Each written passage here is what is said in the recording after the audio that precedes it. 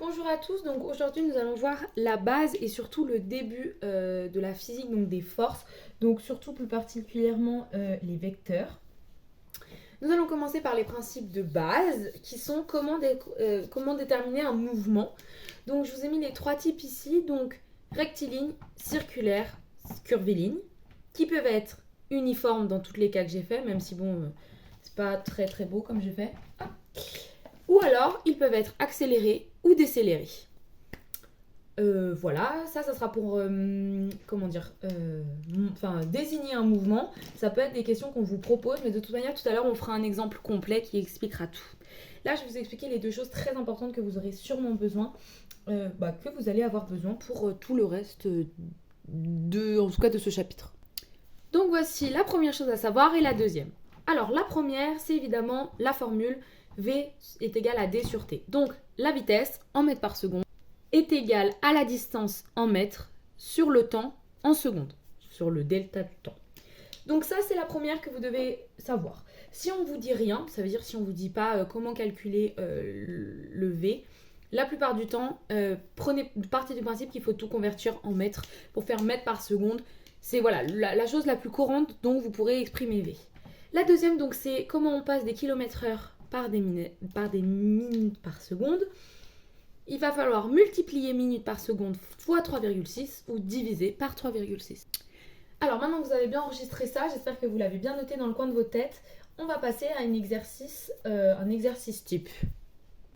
Donc voici, je vais vous mettre un petit peu dans le contexte. M0, c'est moi, j'avance. J'avance en direction peut-être d'un parc, j'ai une direction à prendre, donc je marche comme ça. Déjà, quand vous voyez ça, vous pouvez déjà vous dire quoi? Que ça, c'est déjà rectiligne. Vous pouvez le marquer dans votre tête, peut-être que la question pourra être posée. Cette question pourra vous être posée après avoir fait le calcul des vecteurs. Je vais vous expliquer. En premier, la question qui va pouvoir vous être posée, c'est calculer les vecteurs vitesse. Alors, non, en tout premier, ça va être plutôt marquer tous les points. Donc ça, c'est pas compliqué, vous marquez les points à partir de M0. Donc voilà, je vous ai noté les M de M0 à M6 qui est en bleu. Je vous ai rajouté en noir, donc en noir ce sera l'énoncé plutôt qu'on va vous donner. Donc ça va être le temps qui sépare chaque photographie. Ok? Alors, on va pouvoir nous demander de calculer par exemple la vitesse instantanée, donc VI, au point M2 par exemple. La vitesse instantanée, c'est quoi? C'est la vitesse au moment du point M2. Une vitesse, c'est toujours sur une distance et un temps, donc c'est, si vous voulez, une vitesse moyenne entre guillemets.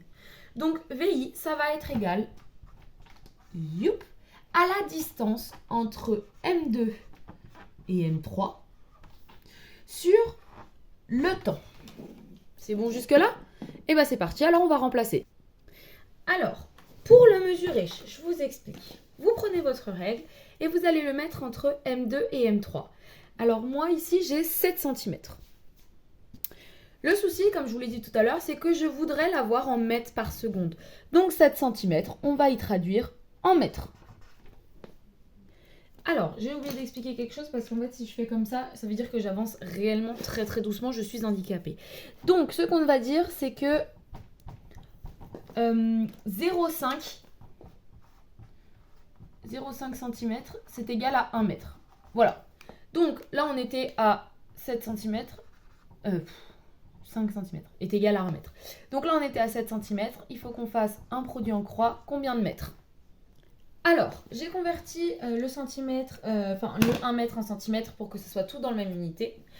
Ensuite, je fais 100 fois 7 divisé par 5, ce qui nous donne 140 cm, ce qui vaut à 1 mètre 40, 1 mètre 4. Donc ici, nous avons 7 cm, 1 mètre 4. Donc là, nous avons 1,4. Sur le temps, ici, en millisecondes, donc millisecondes, ça ne va pas non plus parce qu'on le veut en secondes. 0,2 secondes, 0,2. Nous avons la vitesse instantanée à M2, qui est... Donc je suis à 7 mètres par seconde. Alors là, je suis un petit peu beaucoup. Mais bon, c'est pas grave, on va dire que c'est pour l'exercice, donc on se pose pas trop de questions. Normalement, je devrais plus être à des zéros quelque chose. Mais bref, on va laisser comme ça, on va pas se poser de questions, d'accord? Ça va très bien comme ça. Donc, nous sommes à 7 mètres par seconde au moment M2. on peut vous demander de montrer, de visualiser le vecteur. Le vecteur M2 va être visualisé par une flèche dans le sens. Donc, il va être visualisé comme ça. Soit on vous impose l'échelle, soit vous pouvez la trouver. Donc, moi, je vais faire simple. Hein. L'échelle, ça va être 1 cm pour 1 mètre seconde. Ça va être simple. Vu que je suis à 7 mètres secondes, je vais devoir faire une flèche de 7 cm. Ce qui fait à peu près à M3, vu que j'ai dit que j'étais à 7. Hop. Donc voilà, j'ai mon vecteur vitesse. C'est pas très judicieux parce qu'on arrive vers le M3, donc ça peut embrouiller l'esprit. Ça n'a rien à voir, hein, je tiens à le dire quand même. Ça n'a rien à voir le vecteur avec le point où il arrive, d'accord?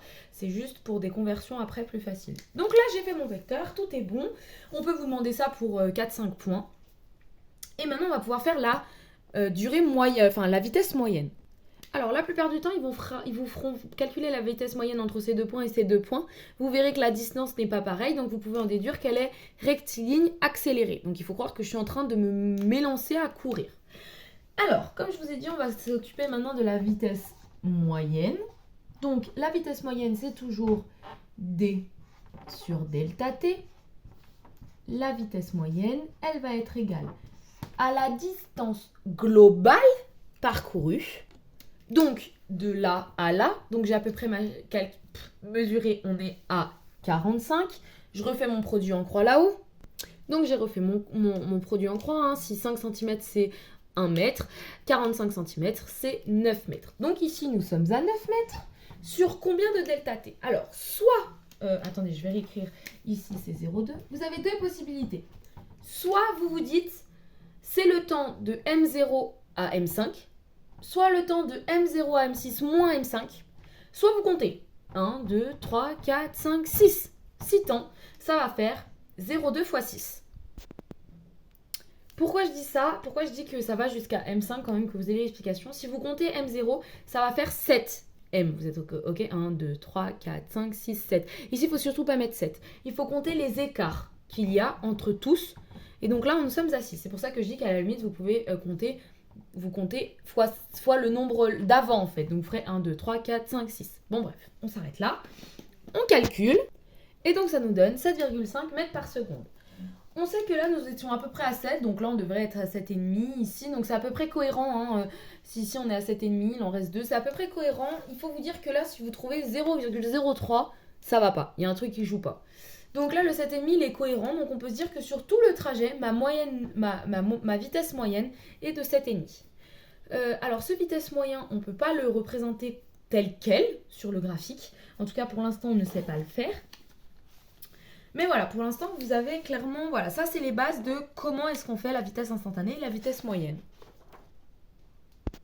Alors, je vais rappeler aussi un truc important, c'est quand il y a quelque chose qui est circulaire. Alors, on va mettre le M0. Si vous devez faire imaginons que vous deviez tracer, donc, je ne sais pas, sa vitesse c'est de 7 mètres par seconde, nous allons reprendre ça. Que c'est 1 cm pour 2 mètres par seconde, imaginons. Donc, vous faites à peu près à la louche 3,5.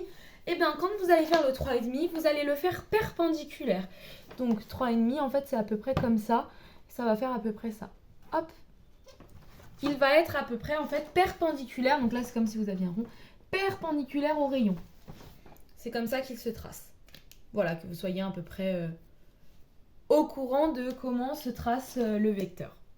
Voilà, bah, ça sera tout pour moi. En tout cas... Alors, attendez, je vais juste montrer. Hop. J'espère que ça vous a aidé. C'est vraiment les principes de base. Je rappelle juste peut-être une dernière chose, c'est que le vecteur, il a 4 choses. La direction, le sens, la longueur et le point d'application. Donc là, le point d'interrogation, d'application, il est du coup perpendiculaire, donc horizontal. Le sens, c'est donc la droite. Et donc sa norme est de 3,5. Voilà, et ben, j'espère que ça vous a aidé. Et bonne révision.